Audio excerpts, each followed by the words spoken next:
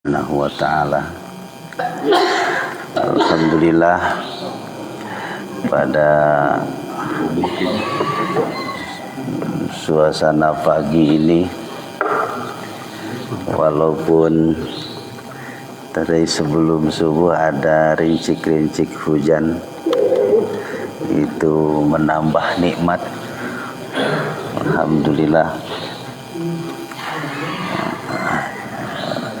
rasa syukur kita panjatkan kepada Allah Subhanahu wa ta'ala yang telah memberikan nikmat umur, nikmat sehat, nikmat iman, nikmat Islam, dan beribu-ribu nikmat lainnya yang telah kita terima, baik yang kita minta maupun yang tidak kita minta. Bapak dan ibu-ibu yang saya hormati,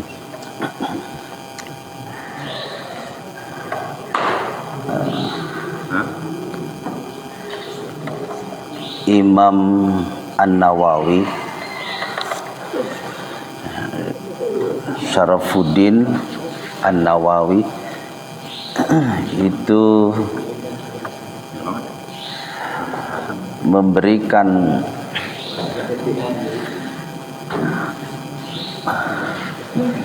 pembahasan dari Al-Quran dan hadis, itu banyaknya jalan kebaikan menuju surga Allah Subhanahu wa ta'ala. Jadi sekali lagi ada satu judul, banyaknya kebaikan, banyaknya jalan kebaikan menuju surga Allah Subhanahu wa ta'ala.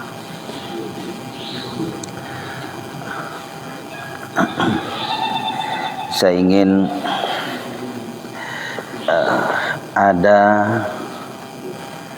kalau ada orang bilang begini, Pak,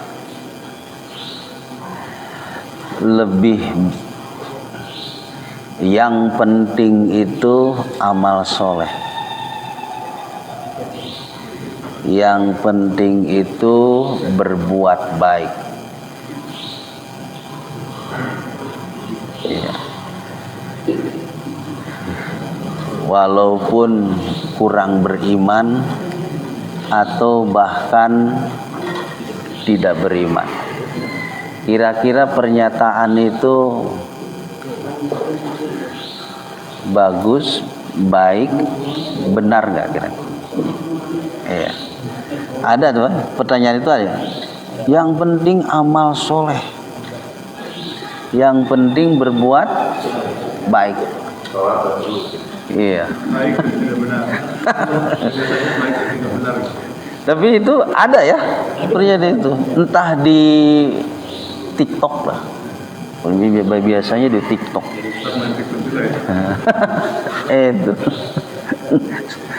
Itu.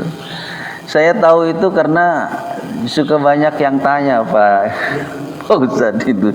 Jadi bener nggak Pak Ustadz? Ini ada orang bilang yang penting berbuat baik, yang penting menjadi orang soleh. Itu aja. Nah, coba kali kita baca surat Al-Asr. Wal asri innal insana lafi khusr. Itu Allah memulainya dengan sumpah. Biasanya, Pak, kalau sumpah itu kepada orang yang dipercaya atau kepada orang yang tidak dipercaya. Nah, kalau sumpah, demi Allah saya tadi subuh ikut pengajian. Kan gitu. Artinya itu kepada orang yang kemungkinan nggak percaya. Nah itu. Jadi kata Allah, nggak percaya kalau manusia itu rugi. Nah, gitu. Anda nggak percaya kalau semua manusia itu rugi. Sampai begitu. Lalu Allah menjawab, ya,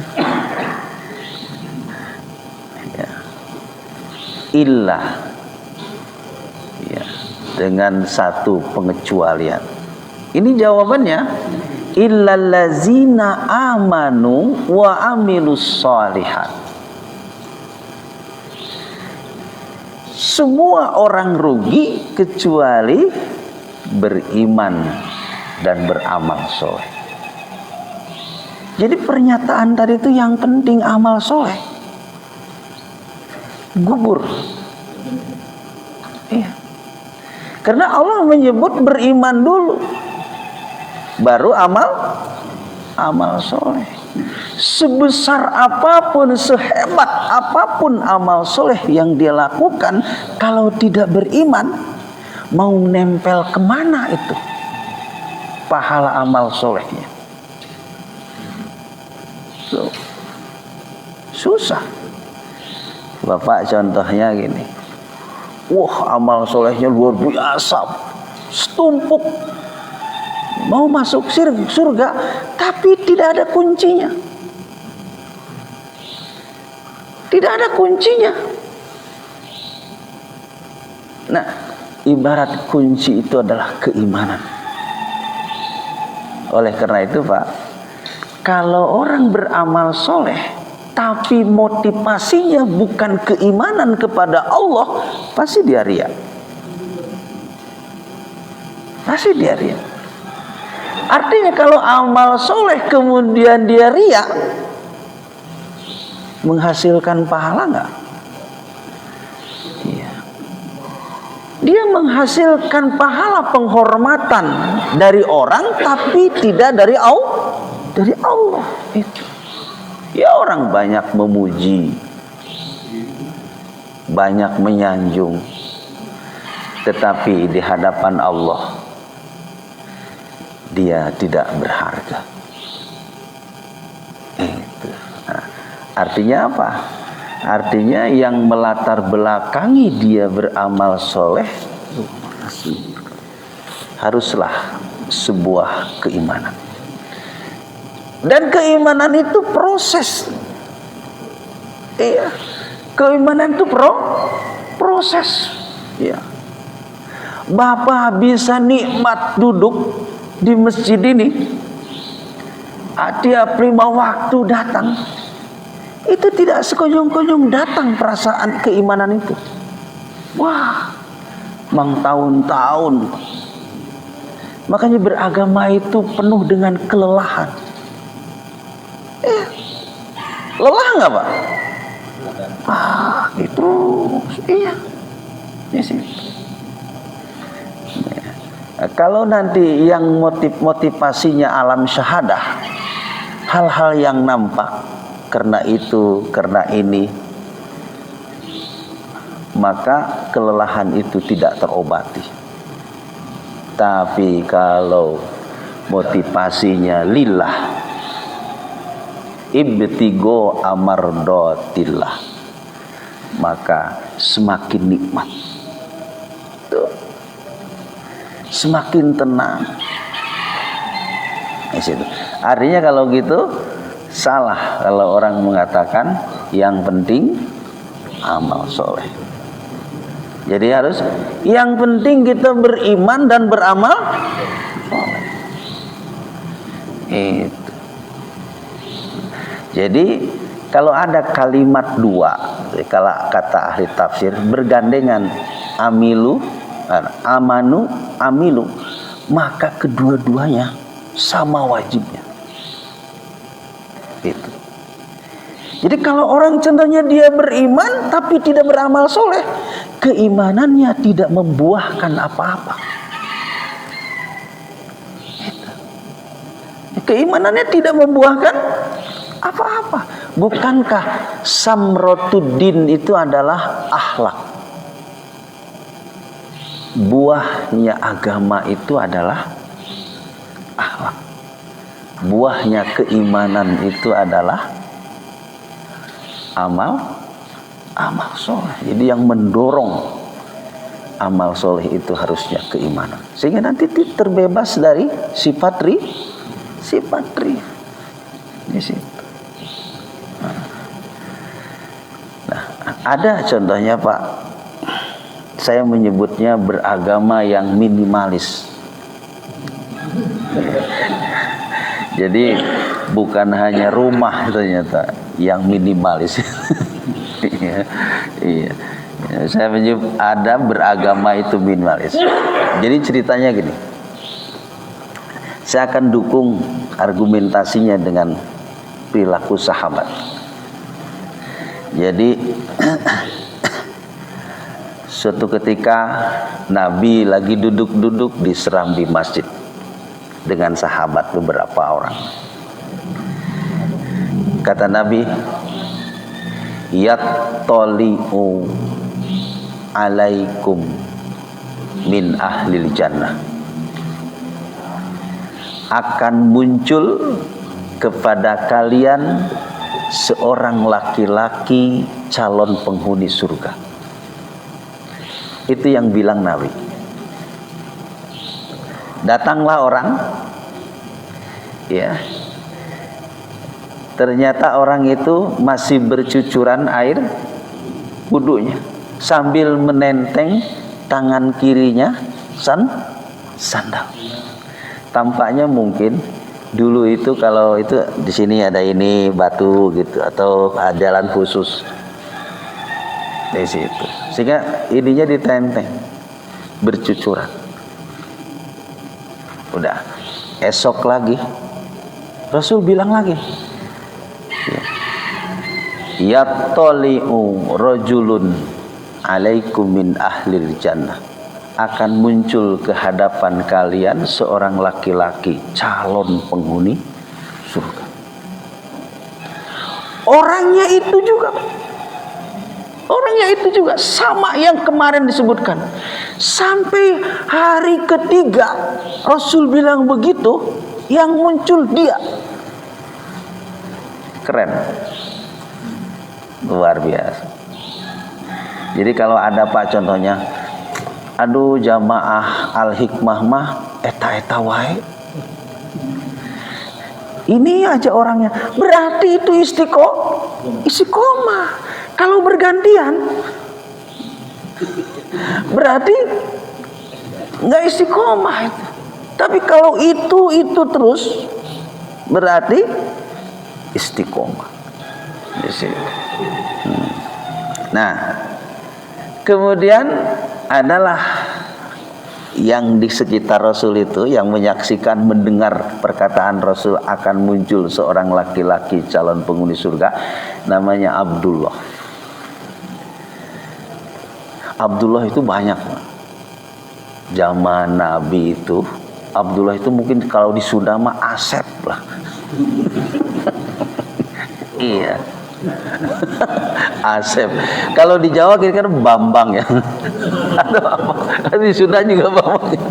Iya. Asep gitu, Agus lah gitu. Iya, nasional ya. Itu Abdullah, sehingga disebutnya Abadalah. Ya. Kumpulan nama-nama Abdullah disebut Abadalah. Di situ. Contohnya Abdullah bin Amr bin As, Abdullah bin Abbas, ya, Abdullah bin Ummi Maktum, Abdullah bin Mas'ud. Termasuk ayahnya Nabi pun namanya Abdullah bin Abdul Muttalib. Jadi banyak betul Abdullah. Ya. Nah, yang ini Abdullah bin Amr bin As. Kelak dia menjadi politikus ulung di zaman Muawiyah. Iya. Dia berpihak kepada Muawiyah, tidak berpihak kepada Ali bin Abi Thalib. Ya. Nah, Abdullah bin Amr ini dia ingin tahu, Pak. Ini orang 3 kali dibilang oleh Rasul calon penghuni surga. Saya pengen tahu apa sih ibadahnya, apa sih amalannya, apa yang dia lakukan, apa yang dia baca. Sampai Rasul 3 kali. Tapi nama tadi tuh, orang yang disebut calon penghuni itu dimubhamkan sama para ahli hadis. Dimubham itu tidak dinampakkan namanya, cuman rojul aja. Nah, datanglah kepada dia ke rumahnya, mau nginep. Ceritanya tidak terus terang, nginep aja. Ya. Malam pertama dia intip, bahkan dikabarkan bareng tidurnya, maksudnya sekamar. Gitu. Nggak juga dilihat ke dia, nggak baca Quran, nggak sholat malam, nggak zikir. Tuh. Jadi kalau bapak yang suka sholat malam, itu bapak lebih baik ya daripada orang yang disebut oleh Rasul calon penghuni surga. Iya, nggak dengar baca Quran, dia sholat malam, zikir yang banyak. Dia bangun, lilirlah baca Subhanallah, Allahu Akbar, tidur lagi. Menjelang subuh, ya, sebelum azan dia bangun, berangkat ke masjid bersama Abdullah. Ya. Terus diulang malam itu, tidak ditemukan 3 malam itu ibadah. Lalu kata Abdullah itu, Abdullah yahtakiru itu Pak, bahasa Arab itu bahasa ini. Kalau gitu lebih baik saya. Gitu. Lebih baik saya kalau gitu. Itu dalam hati. Di situ. Tampaknya mungkin Abdullah ini sering bangun malam, sering baca Quran, sering zikir. Tapi kenapa Rasul tidak menunjuk dia sebagai calon penghuni surga? Tapi yang itu tuh, yang diselidiki, tidak banyak baca Quran, tidak juga sholat malam. Lalu pamitlah, ya, Mas, saya pamit Mas. Oh iya. gitu. Lalu sebenarnya si Mas itu juga bilang, kira-kira apa ya, gitu.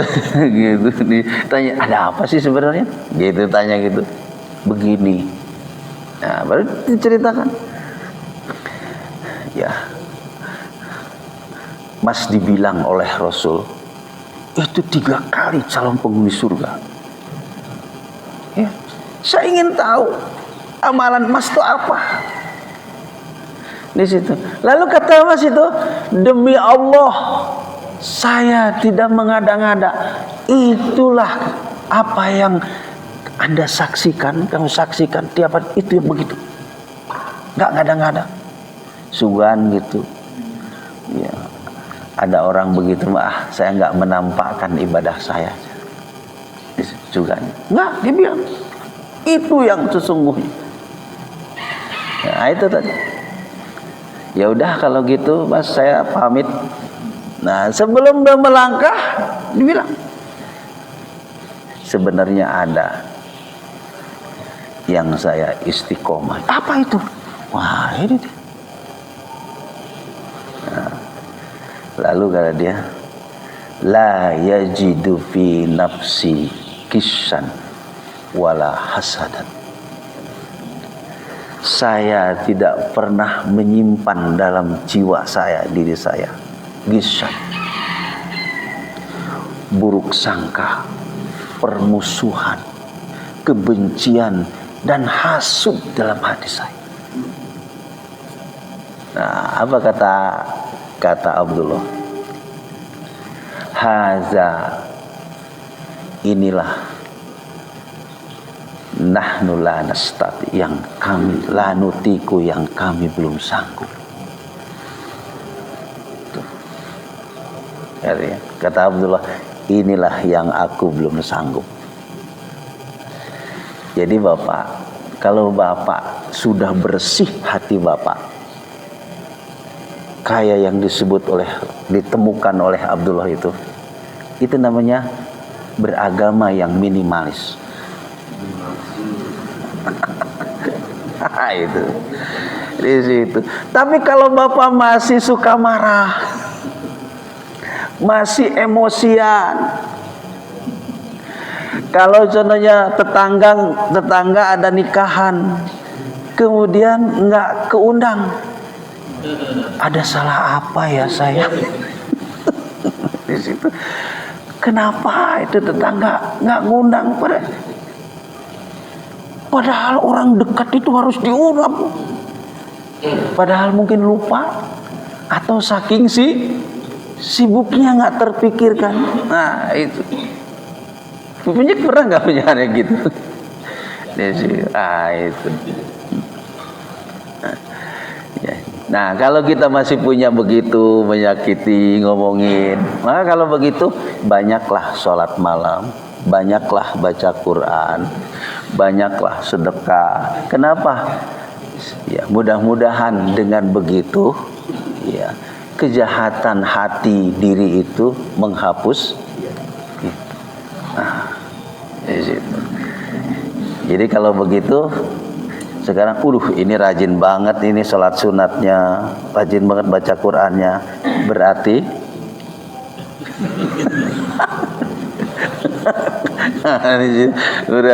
menyadari bahwa lu banyak gibahnya, iya, banyak hasudnya, banyak nggak senengnya kalau orang mendapat nikmat.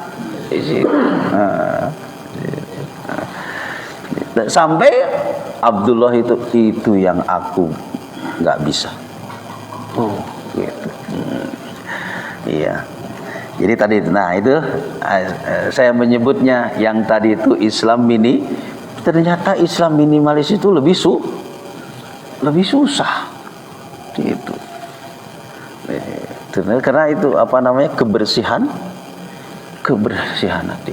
Sampai nanti para ulama, ya, untuk mengatasi kebersihan hati itu berbuku-buku, berjilid-jilid ditulis teori tasawuf. Mulai dari Imam Al-Ghazali, ya, sampai nanti ada beratus-ratus tarekat. Apa tarekat? Torekat. Ya. Torekat itu sebenarnya jalan khusus untuk mensucikan diri yang sudah terbimbing dengan mursyidnya. Itu sebenarnya tarekat itu jalan khusus yang sudah dipilih jalan itu oleh mursyidnya. Untuk apa? Untuk mengosongkan hati dari kejahatan dan hal-hal yang sia-sia dan mengisinya dengan zikir untuk semakin dekat kepada Allah. Berarti ada teorinya. Oleh karena itu Pak, kalau Bapak punya masalah,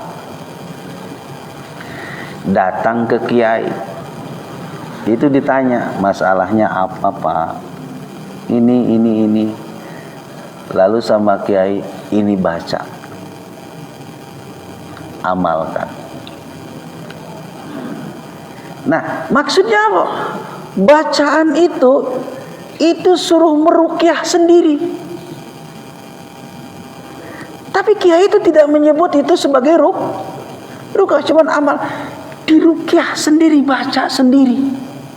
Dengan Bapak mengulang-ulang mungkin ratusan ribuan kalimat itu dibaca, maka Bapak terhenti memikirkan halusinasi yang menjadi masalah tadi. Sebenarnya begitu. pikiran-pikiran yang apa? Yang jauh dan sebagainya dialihkan untuk membaca ini di situ. Nah, itu dapat terapi tasawuf itu begitu. Sehingga nanti mursyid itu memilihkan zikirnya. Kan kalimat zikir banyak nggak, Pak? Banyak banget. Kalimat zikir itu termasuk Al-Quran. Mau milih surat apa, Bapak? Para sahabat juga sama.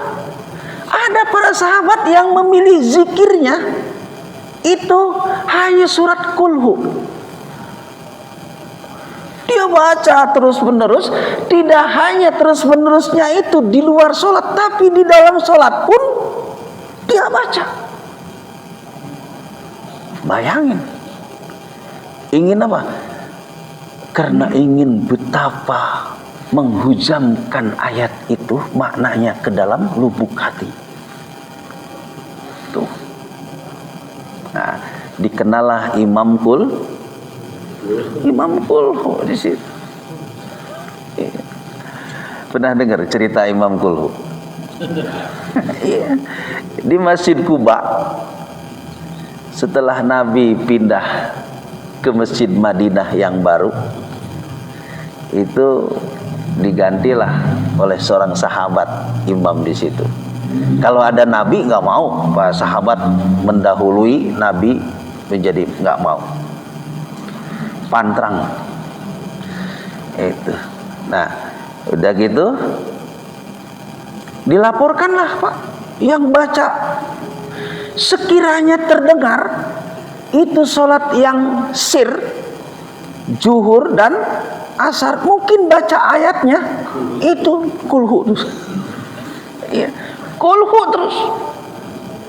Ya, maghrib, isya, subuh itu kulhu. Bahkan kalau mau baca surat yang lain itu kulhu itu nggak dilewatkan, baca juga di situ. Akhirnya dilaporkan atau bahkan di belakang kulhu mulu. Ternyata yang komentar itu yang begitu juga bukan hanya di kita, Pak. Di kalangan sahabat pun emang nggak ada lagi ayat selain kulhu mulu. Kedengaranlah sama ibu. Silahkan kalau ada orang yang mau membaca surat setelah Fatihah, bacanya selain kulhu, mangga silahkan. Tapi kalau ada imam kulhu itu orang nggak berani. Kenapa? Paling fasih dan paling banyak hafalannya, sehingga yang lain mundur. Kalau ada imam kulhu, dilaporkan, Pak, sama Nabi oleh sahabat. Datanglah ke situ. Ya Rasulullah, ini di kita ini ada imam kulhu yang dibaca. Bahkan mau baca surat yang lain kulhu. Yang benar iya. Gitu. Coba panggil orang. Dipanggil lah. Lalu ditanya, Fulan, benarkah kamu kalau baca Quran ayat setelah Fatihah dalam sholat itu kulhu terus menerus? Naam ya Rasul. Iya. Lalu kata Rasul, apa yang menyebabkan kamu membaca surat itu terus menerus?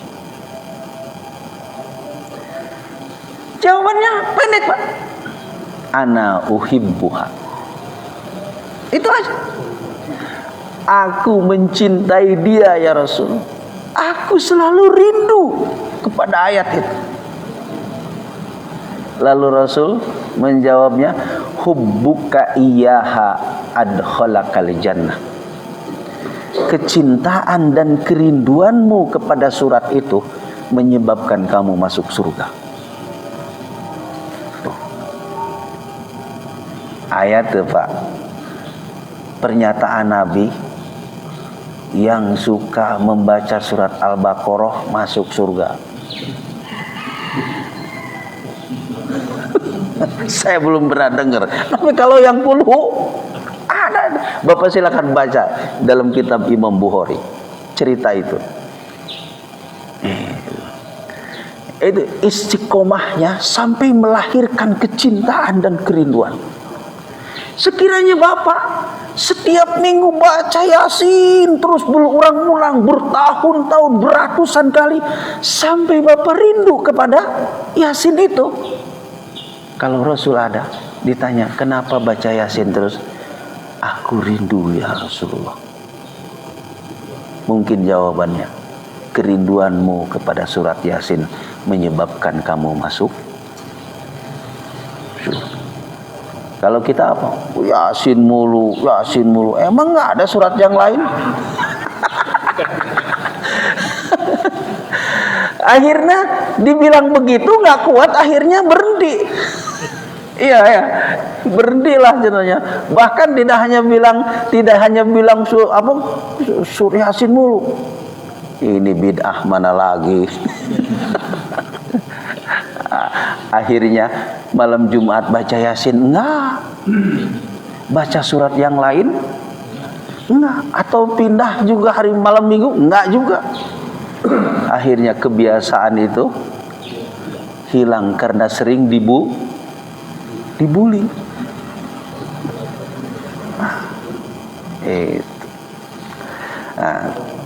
Sekali lagi bahwa jadi itu namanya banyak jalan kebaikan menuju surga. Kalau tadi yang pertama itu dia tidak memiliki gishan wala hasadan, ya, menyakiti, membenci, bermusuhan dan kedengkian kepada orang. Itu.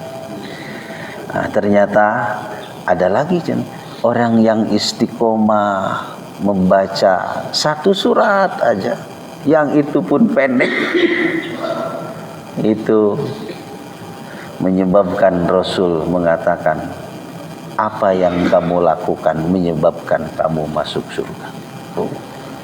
Sekiranya Bapak dalam 1 tahun tidak pernah tinggal sholat berjamaah dan tidak juga merasa paling saleh, paling taat, paling hebat, wah luar biasa. Cuman kadang-kadang kita mulut ini atul, Pak. Itu atul apa atul? Ingin aja contohnya merasa apa? Merasa wah paling dan sebagainya. Itulah yang menyebabkan gugur itu. Itu di situ. Itu dulu. Semoga aja Allah Subhanahu wa taala memperhitungkan apa amal soleh yang kita lakukan itu, walaupun contohnya dulu ya Allah banyak amal soleh kita yang kita rusak, iya tuh, dengan ucapan-ucapan kita. Ada anak, ini anak siapa tuh soleh banget, di situ anak si Anu, kata si Anu tuh, siapa dulu bapaknya? Gitu. Kira-kira itu ya mendidik anak sampai begitu. Waduh. Nah, hal-hal yang oleh karena itu Imam Al-Ghazali, Pak, Imam Al-Ghazali ya, yang ahli sunnah wal jamaah itu berkiblat tasawufnya kepada beliau. Itu. Ya. Itu tasawufnya. Itu ketika sudah meninggal dunia, mimpilah sahabatnya. Kalau dulu Pak, mimpi itu bisa diandalkan. Bisa diandalkan. Kalau sekarang mimpi agak susah. Karena mungkin hatinya terlalu banyak kotornya. Kalau dulu, ya, di situ. Ya. Lalu sahabatnya mimpi. Ya. Kan bisa bertemu dengan orang yang meninggal dunia itu hanya dalam mimpi. Ya, kalau bukan dalam mimpi orang pada lari. Itu kecuali kalau yang nggak tahu. Oh, yang nggak tahu dia meninggal baru ketemu di mana gitu. Setelah dikasih tahu, Pak, dia itu udah meninggal, Hah? Baru dia di situ. Nah, kemudian ditanyalah Imam Al-Ghazali betapa dia dilihat oleh orang yang mimpi itu bahagia banget. Wah, luar biasa. Lalu ditanya, Imam, apa yang membuat engkau begini?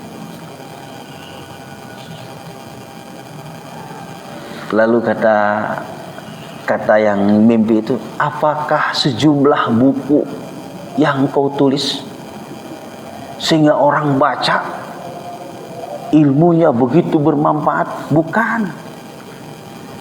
Apakah dengan begitu banyaknya jadwal mengajar, memberikan kuliah di mana-mana? Bukan.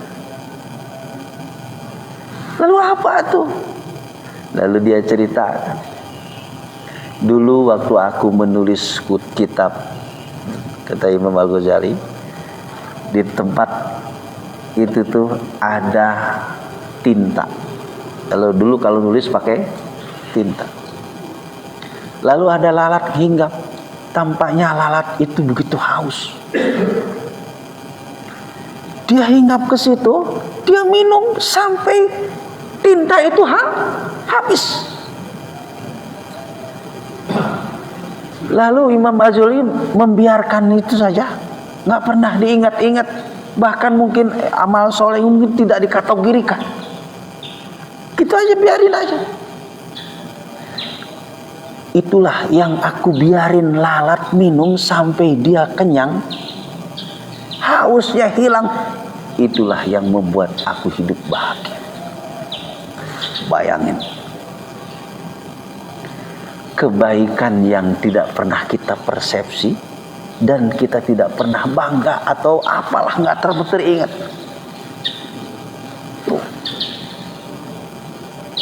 Dan itu adalah kepada makhluk selain manusia. Itu kalau Allah sudah ridho, Allah sudah Rahman Rahimnya. Ya, oleh karena itu Imam An-Nawawi menyebutkan salah satu hadisnya. Ini Pak. Fala yagrisul muslimu gorsan. Di situ.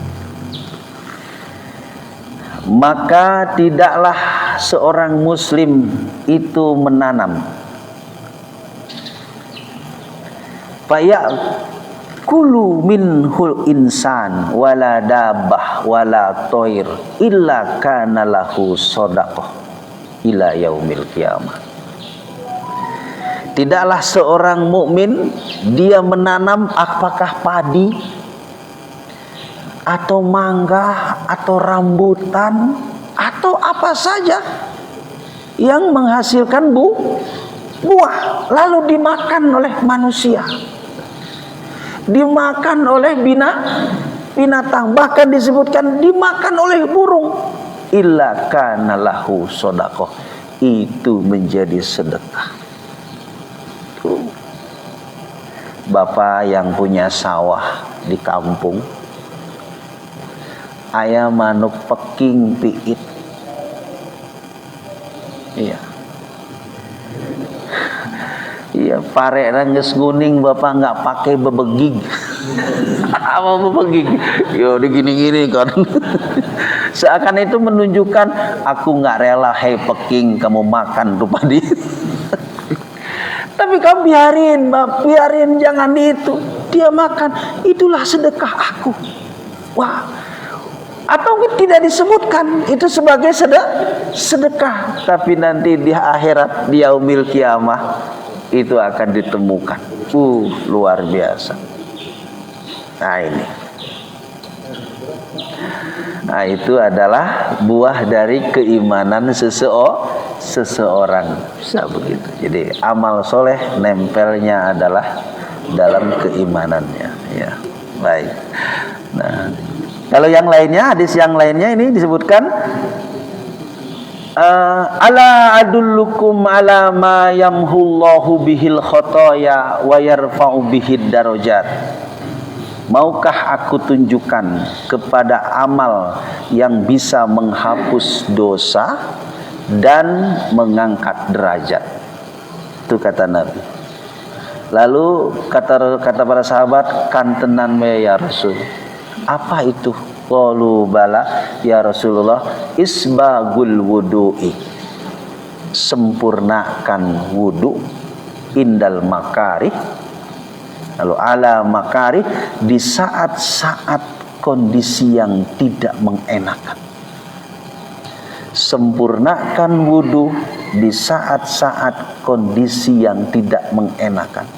Mungkin cuaca lagi dingin, mungkin badan kurang sehat. Kalau terus itu disempurnakan, maka itulah yang akan menghapus dosa dan mengangkat derajat. Artinya apa? Kalau kondisinya sehat, cuacanya bagus, lalu dia menyempurnakan wudhu, itu mah biasa.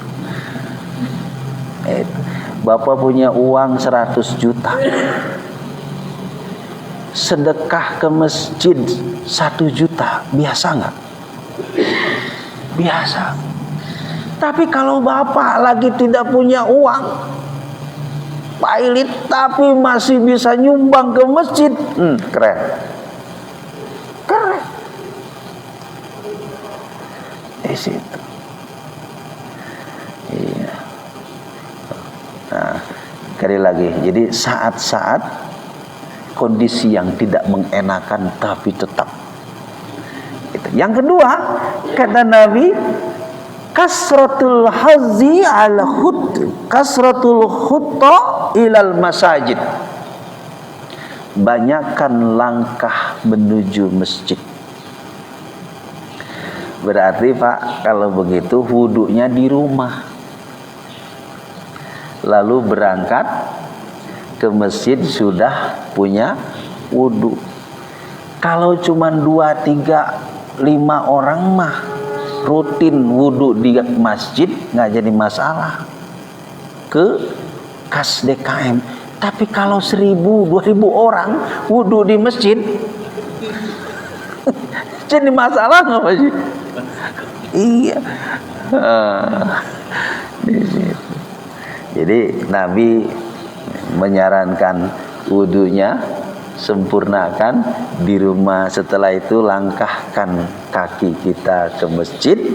Lalu kata Nabi yang ketiga, wan bizoris sholah ba'das sholah, teruslah rindu akan sholat, rindu kepada sholat terus. Iya. Oleh karena itu kan sholat itu dalam panggilannya tadi Pak Ustadz Hakim, hayya alal falah. Mungkin orang sudah tidur, masih ada, bapak sudah datang. Apa? Mari kita bahagia, mari kita beruntung. Jadi kalau begitu, refreshing menurut azan itu yang paling nikmat adalah ke masjid. Iya. Ya kalau bahasa modern lah, refreshing, yuk kita refreshing kemana? Ke masjid. Gak usah sepedahan kemana? Refreshing. Iya. Di situ. Kalau yang di jauh gitu, di jug kan, ke yang dekat masjid Allah yang bilangnya hayya alal falah, mari kita kepada keberuntungan, kebahagiaan. Kan ada 3 istilah.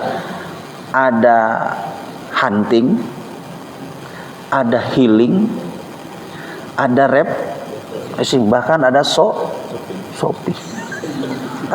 Nah itu di 4 istilah. Iya. Nah paling mantap, paling keren ada apa? Kemana? Itu. Baik. Saya kira mudah-mudahan Allah memberikan. Nah di akhir ini fazalikumur ribat. Kata Nabi, fazalikumur ribat. Ya. Memperbaiki, membaguskan wudu, kemudian langkahkan kaki ke masjid, kemudian kerinduan kepada masjid, itu adalah ribat, pengikat keimanan seseorang. Ribat itu bahasa Arabnya, bahasa Indonesia dasi, Pak. Dasi itu bahasa Arabnya ribat. Ya, yang suka dipakai itu ribat itu dasi. Jadi sebagai pengikat keterikatan kita, keimanan kita dengan diaplikasikan dalam sholat tadi itu. Menyempurnakan wudhu, sering melangkahkan kaki ke masjid, dan selalu rindu dengan sholat. Mudah-mudahan Allah menakdirkan kita husnul khotimah dengan apa yang kita istiqomah. Iya. Jadi Allah mengantarkan kita husnul khotimah dengan apa yang kita istiqomah.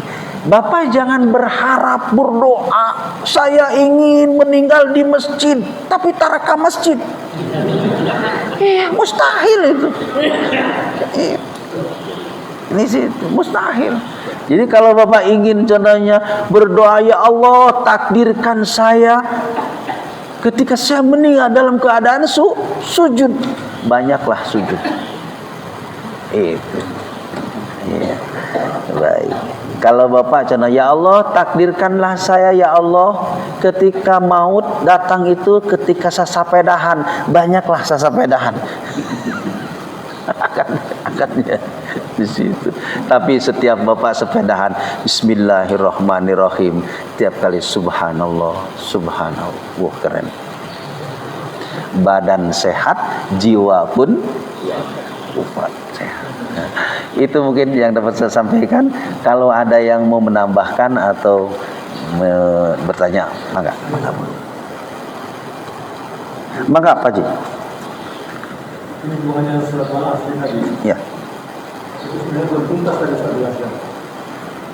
Saya pernah dalam kajian, Tuhan telah berfirman dengan semua rugi, semua orang rugi. Kecuali memiliki empat sifat ini. Artinya empat ini kalau kajian itu harus dia rugi. Kalau cuma 1, 2 atau 3 masih rugi juga. Artinya harus rugi empat sifat ini. Artinya beriman, beramal soleh, itu sudah jelas sama Ustaz. Yang kedua tadi akhir Ustaz jelaskan. Artinya bukan cuma sekedar iman dan amal soleh, tapi ada 2 lagi yang harus dia miliki sifat itu. Kalau tidak tetap rugi. Mohon dijelaskan biar konkret. Bagus. Ya, saya tadi tuh menjawab ini aja pertanyaan yang saya sampaikan. Yang penting amal soleh. Sehingga ternyata amal soleh itu urutannya nomor 2. Jadi yang pertama adalah keimanan. Iya. Nah ini. Jadi ada 4. 1 iman, 2 amal soleh, atau 3 lah. Yang ketiganya adalah menunjukkan kepada kesetiaan dan kepedulian. Iya. Jadi pertama iman, 2 amal soleh, yang ketiga kepedulian dan kesetiaan. Kesetiaan itu ditunjukkan dengan memberikan nasihat. Jadi kalau kita teman kita contohnya membiarkan kita celaka, rugi, itu sebenarnya bukan teman yang baik. Mestinya apa?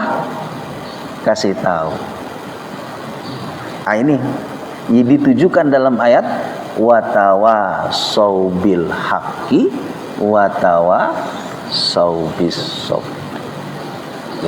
Nah, menasehati kepada kebenaran dan kesabaran. Artinya menegakkan kebenaran itu juga harus sabar.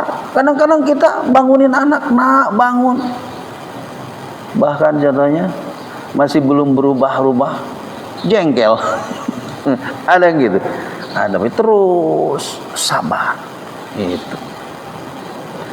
Iya, nah itu. Jadi artinya kita harus setia kawan. harus punya kesetiaan, loyalitas di situ kepada kebenaran di situ. Ya.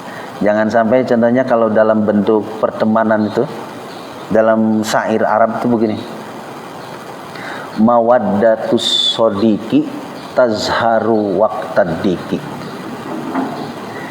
Kecintaan seorang teman itu diwujudkan dalam keadaan sempit,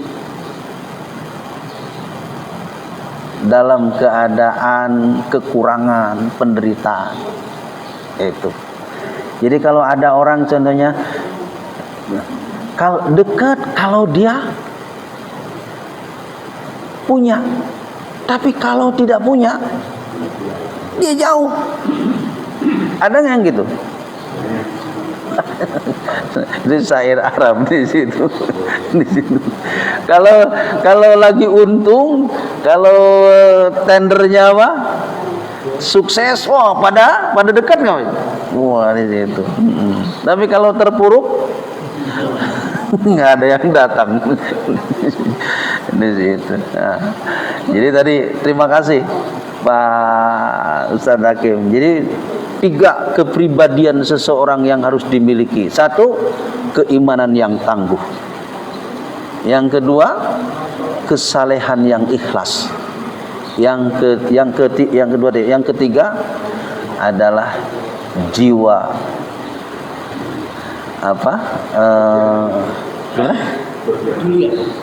pedulian yang tinggi. Itu. Nah, itu terima kasih. Ya, ada lagi? Baik, saya kira kalau pulang juga hujan. Iya. Mangga kalau ada yang mau tambahkan Pak Ketua DKM boleh mangga. Iya. Atau bebas apa aja lah. Bapak mau masalah waris atau apa, ya sambil nunggu hujan.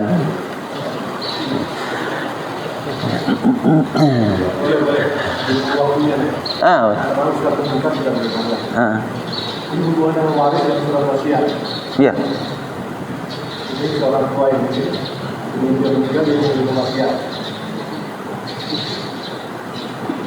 Gimana ya? Jadi dia memberikan ini kasus-kasus ya, ada kasus.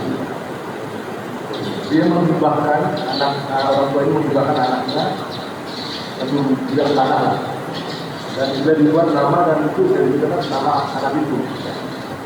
Dalam perjalanan waktu belum meninggal anaknya, orang tua ini anaknya berbuat satu kesalahan, membuat orang tua ini tidak suka.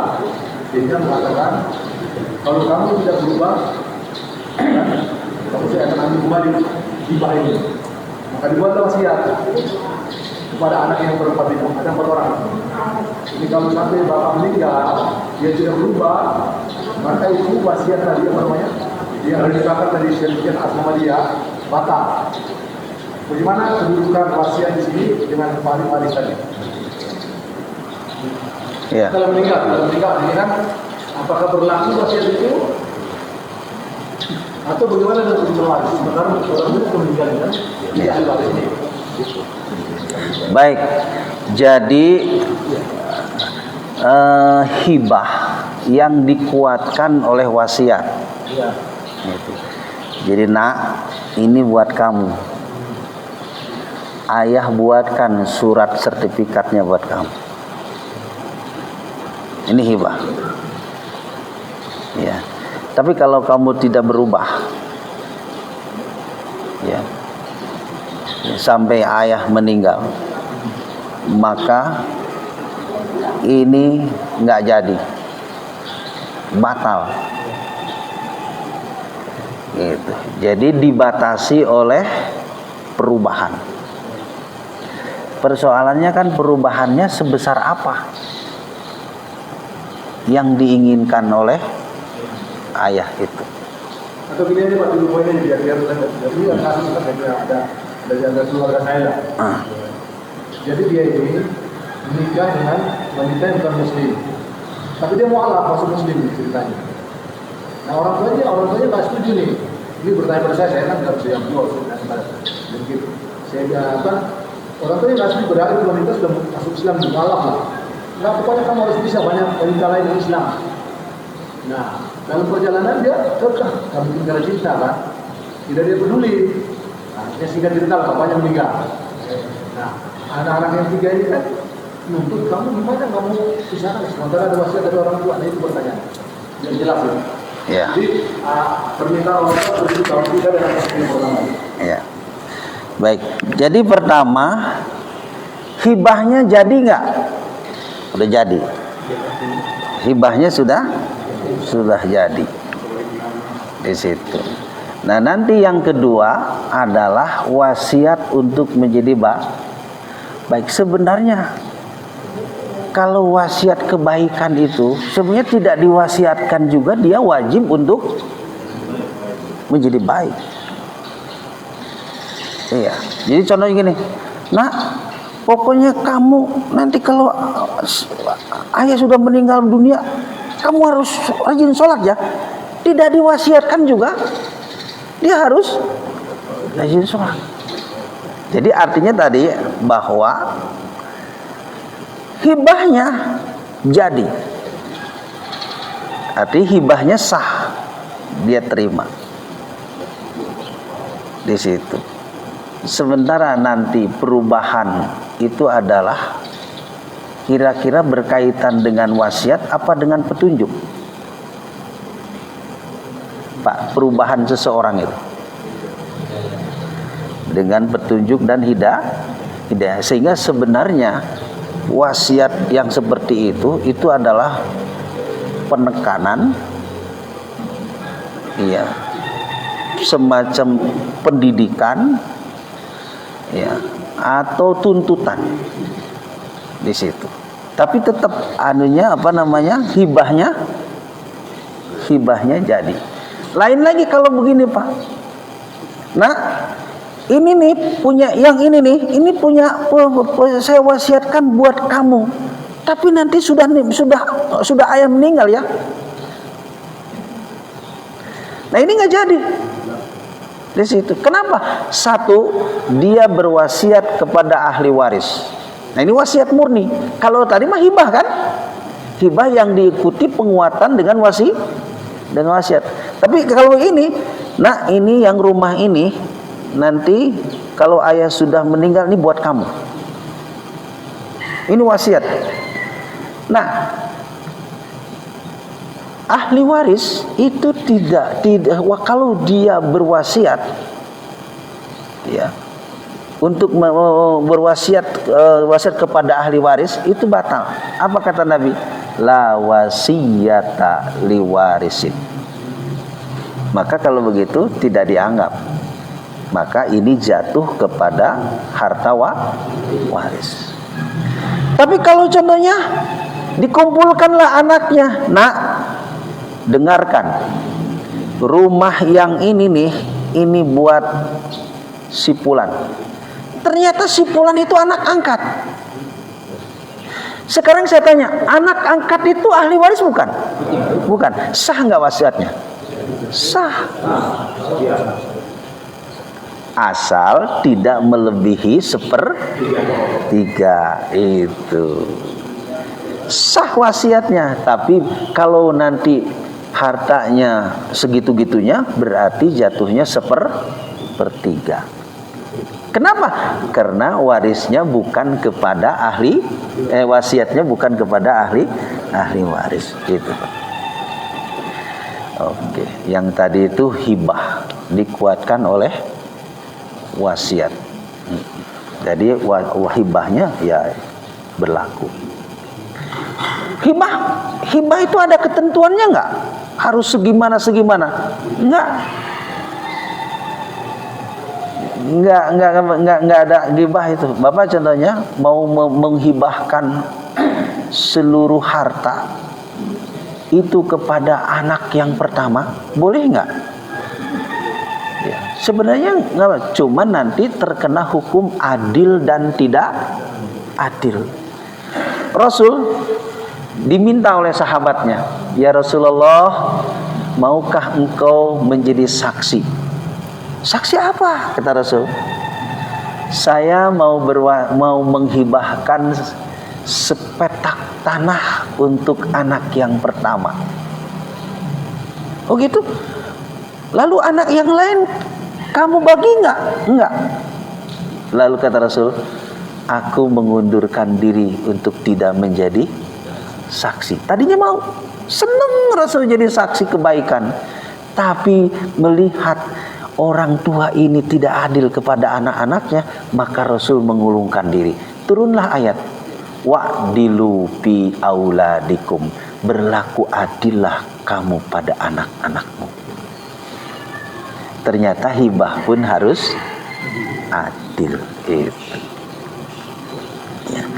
Baik, terima kasih Pak Ustaz Hakim. Tampaknya hujannya sudah reda. Kita tutup dengan baca Bismillahirrahmanirrahim. Subhanakallahumma wa bihamdika asyhadu an la ilaha illa anta astaghfiruka wa atubu ilaik. Walhamdulillahirabbil alamin. Assalamualaikum warahmatullahi wabarakatuh.